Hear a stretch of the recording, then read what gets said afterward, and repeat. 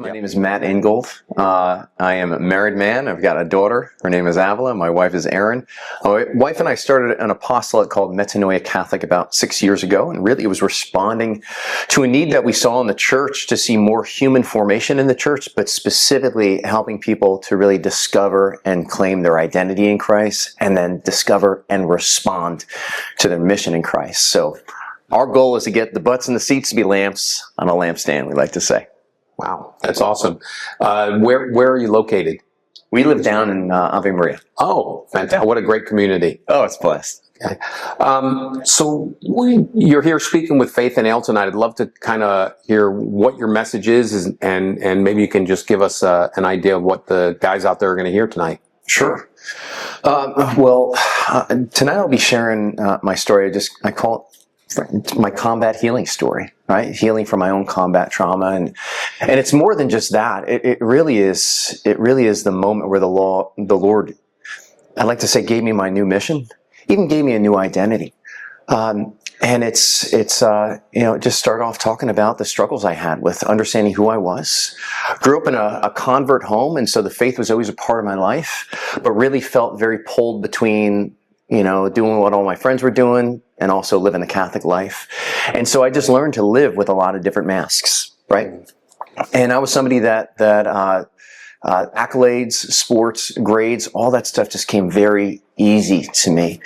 And I got used to building my own identity around that. And it worked out well while I was in an academic setting. Went to the Naval Academy, got a presidential nomination to go there. And again, accolade. It was just so much of my life was just about making the grade and getting the awards. And when I became a Marine and I met my platoon, they didn't care about any of that. Mm-hmm. Here I was, a young lieutenant, wet behind the ears, and I was being asked to lead men that had 2-3 tours in Iraq already, combat tours. What did I have to give them?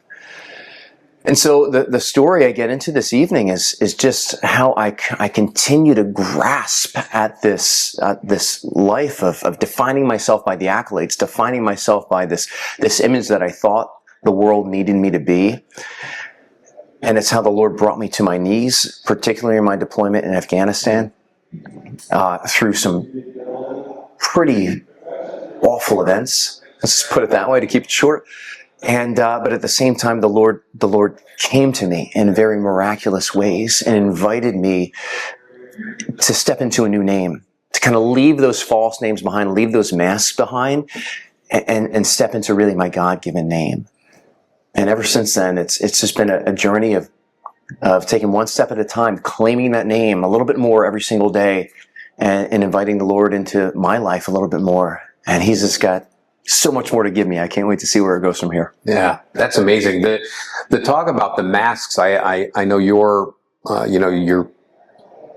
coming from an experience of the military, and not everybody does, but I think that's very relatable, that idea of, how we define ourselves, and we kind of get stuck in this box of being who we think we're supposed to be and who we think we want people to see us as.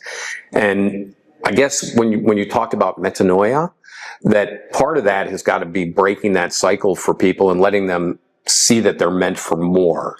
They're meant for more. And how do you help people find that? How do you help people to start to discover that? That's a long topic, I'm sure. It's such a great question. I mean, you have to start with anchoring, the conversation in their own uniqueness.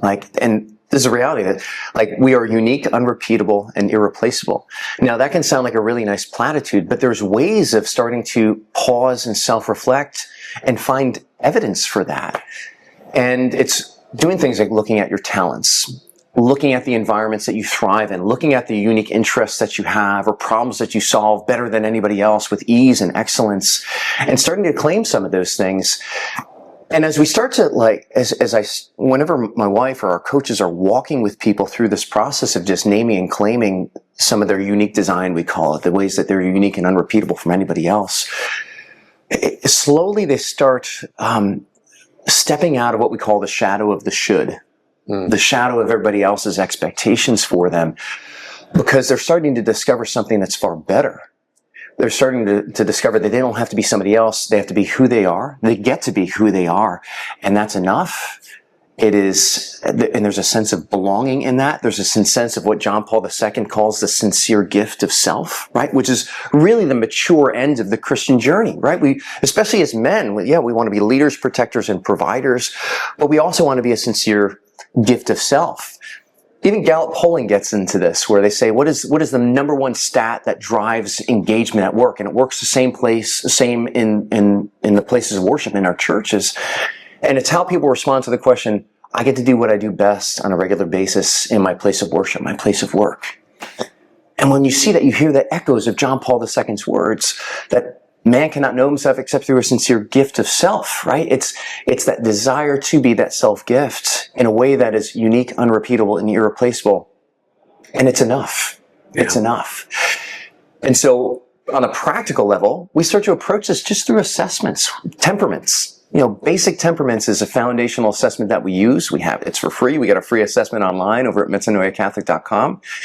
And then being able to have a coach walk with you to kind of unpack some of those gifts that you have. We've got a whole series, a program called Become, which walks through this over the course of 9 weeks. And it's just naming and claiming your identity in Christ in a very deep, prayerful way, where it's not just an assessment speaking identity over you, but you're gaining some language through the assessment, and then you're bringing that assessment into a dialogue with the Lord, who has the ability to speak identity over you. Yeah.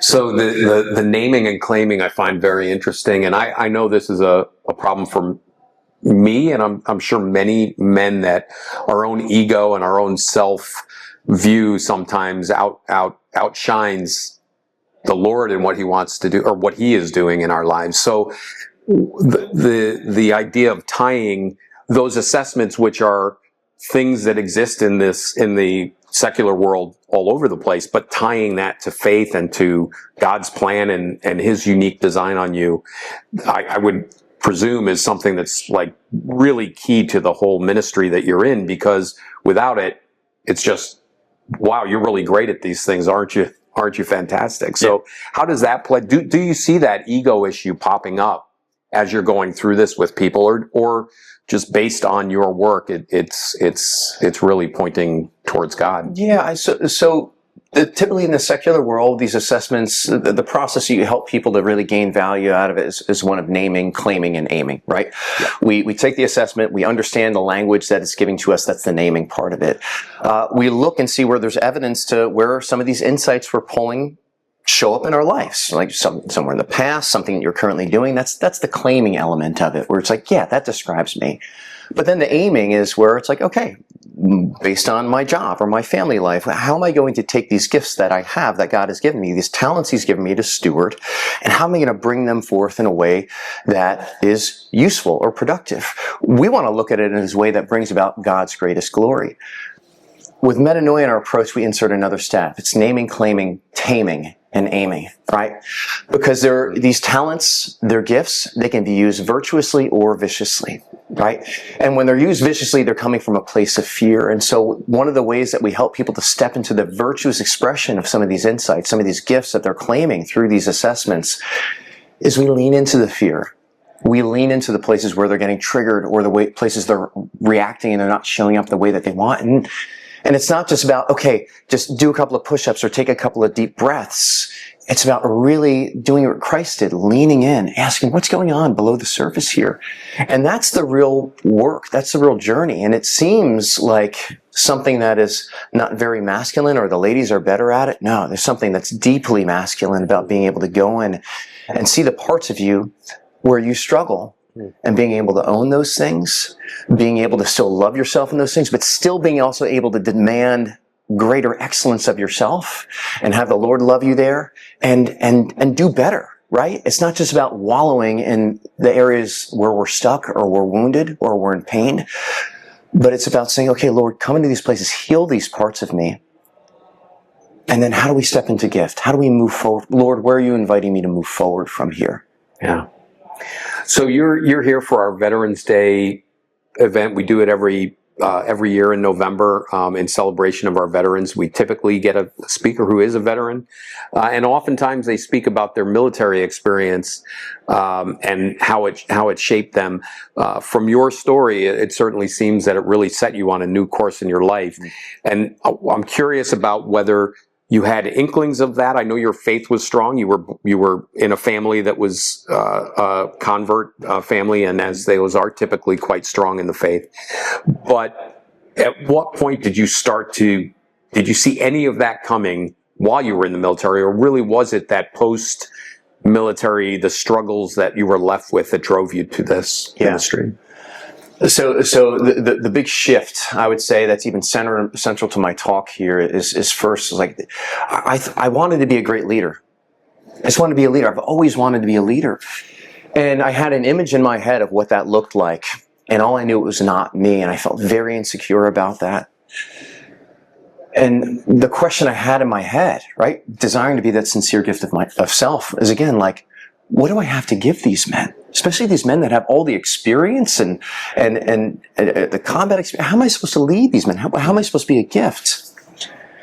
And it was the moment that I realized that this part of me, the faithful part of me that had been kind of leaving in the back as something that was maybe feminine or not as masculine, or something that they didn't want, when I realized that there was at least some of my Marines, they wanted that, or they were longing for that.